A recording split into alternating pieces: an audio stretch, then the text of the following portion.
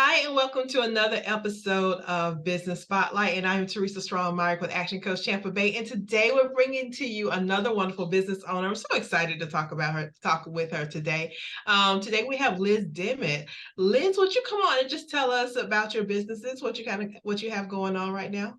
Sure. Just first, thank you so much for having me today. Yeah, I've got some sort of interesting things going on. I am the managing partner of Dimmitt Chevrolet, a Chevrolet dealership in Clearwater, Florida, that is in its 99th year of operation with my family. And then I'm also CEO of a young startup called Fairgrounds St. Pete.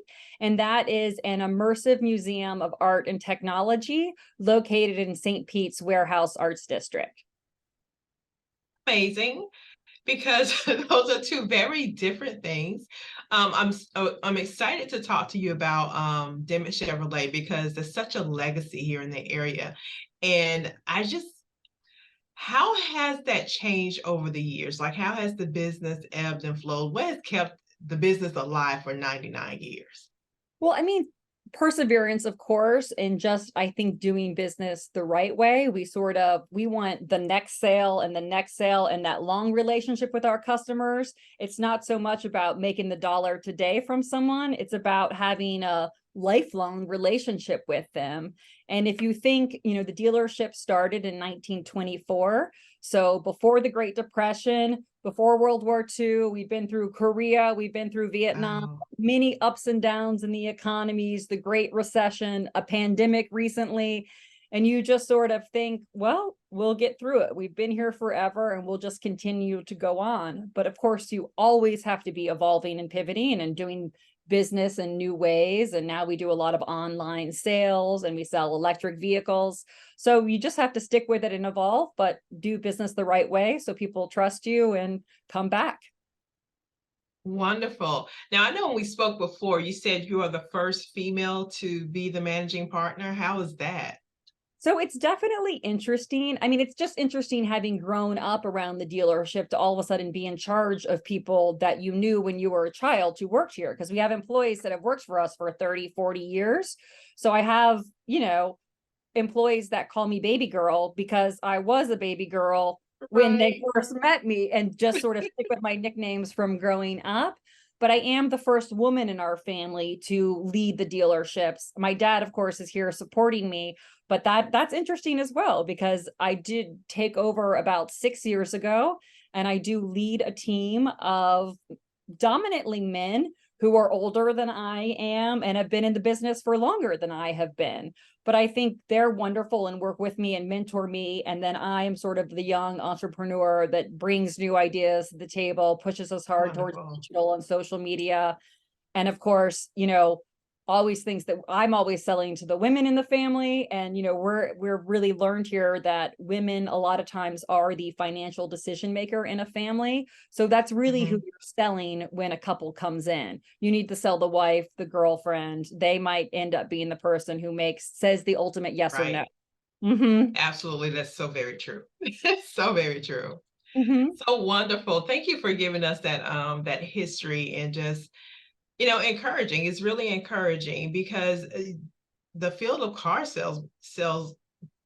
selling is predominantly male, right? I can't even remember.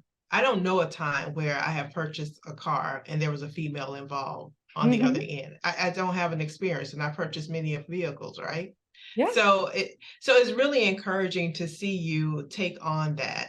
And it's also encouraging that you guys have this equally respectable relationship where they want to mentor you and bring you up, and they're also listening to the new ideas that's going to take you further. Because sometimes It because took that's a sometimes the long time to issue. listen.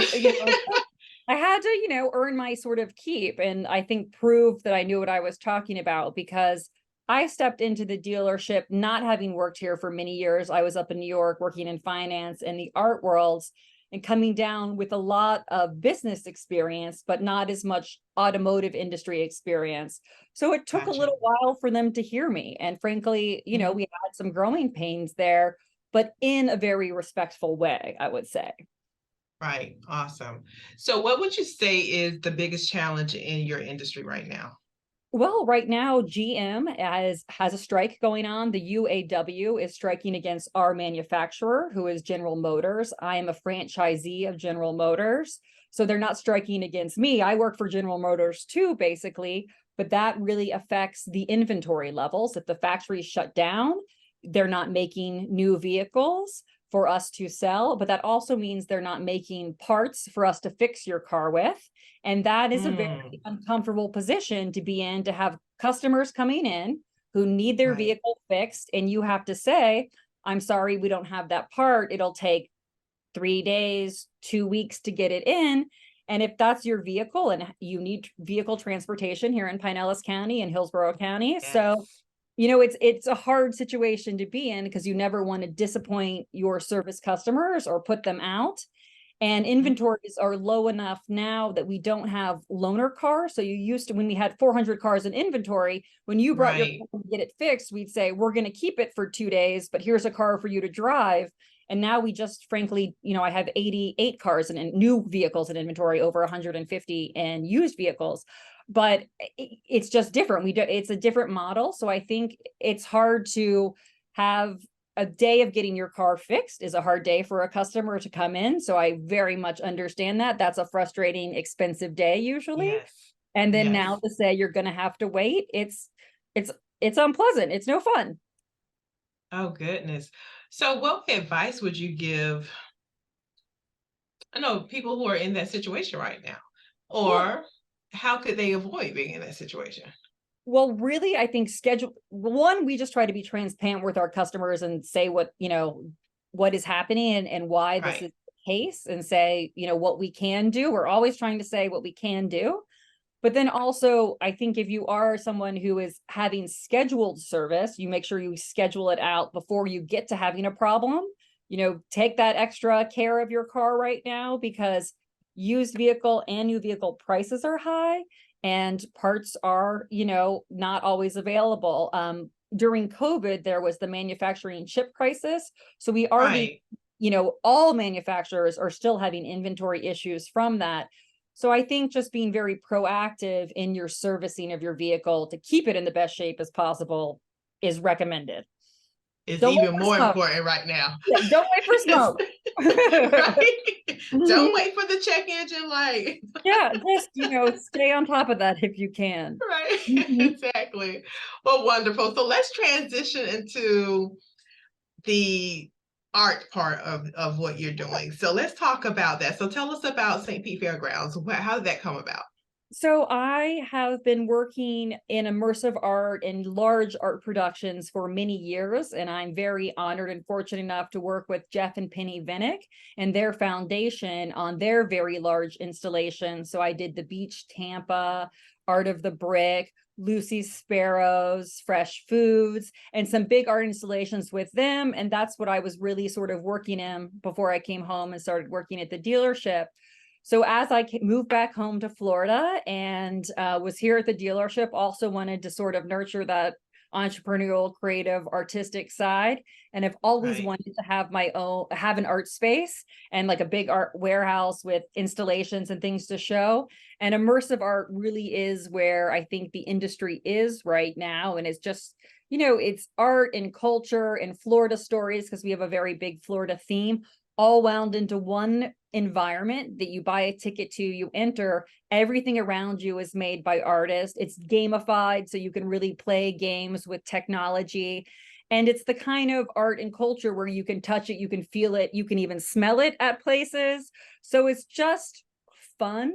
Our tagline is art for all, play for all, joy for all. And that really is what we're trying to do. It's a fun, happy place that really celebrates Florida and our existing creative community. Most of the artists that we show there are local, so you'll recognize them when you come.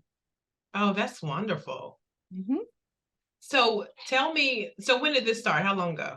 So we started working on it in 2018, got very serious and raised our money in 2020, right as the pandemic was happening. Open to the public in 2021 and have been open to the public for 2 years now. But we're still just a very young company and learning how to do it better every day. So I love you turned art into an actual business, because I know there are a lot of artists who struggle with that in transitioning what they love to do and their passion for into something that is lucrative for them. So how is that working for you all? It's we came out of the gate really strong, and ticket sales were wonderful and all was rosy. Year two has been harder. We've had to really, I think all the art enthusiasts have come, so we have had to work to get everyone else to know who we are and what we are and why they should come. But they're good growing pains that have taught us a lot. I do think it's great for artists to have another outlet to show their work. Florida is a huge tourism state. Obviously, it's our, development and tourism are our industries, and we're an attraction. We get tourists to come see your work. We commissioned artists to make work for us. We did very fair Nice. commissions for them. And then, now they have this sort of bigger stage where literally tens of thousands of people come through Fairgrounds St. Pete every year, Wow. see their art and can learn about them. So it's just another way for I think them to get their names out there and have a bigger stage to be on. Now, how did you spread the word about this company? And because you said 10,000 a day?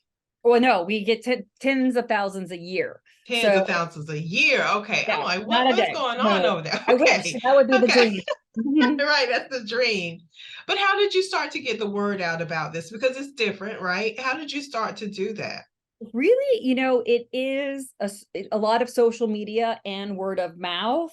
We did get some great press and media coverage and on TV at the beginning, and we still have that happening now because it's very visually stimulating, a beautiful place to photograph.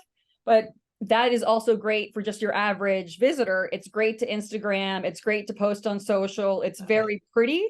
So really, being a young company, it's just like Dimmitt Chevrolet, really. Word of mouth, being known for having a good reputation, being a fun place to be is how it Mhm. happens. People recommend us, and then I would consider social media to be word of mouth recommendations now. And so that really is, we do most of our marketing digitally. Wonderful.